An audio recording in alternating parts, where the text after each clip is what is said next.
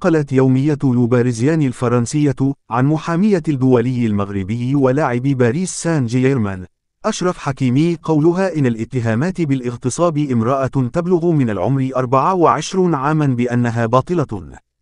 وكانت صحيفة لو باريزيان قالت أول أمس الاثنين إن الشرطة الفرنسية فتحت تحقيقا في أقوال فتاة تبلغ من العمر 24 سنة تزعم أن أشرف حكيمي اغتصبها في منزلها الأسبوع الماضي، لكنها رفضت وضع شكاية ضده.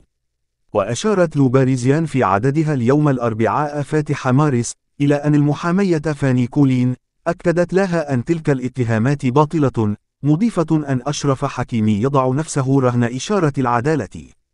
وكانت صحيفة ماركا الإسبانية أكدت أمس الثلاثاء أن اللاعب الدولي المغربي أشرف حكيمي نفى مزاعم اتهامه بالاغتصاب، مشددة على أنه متأكد من براءته.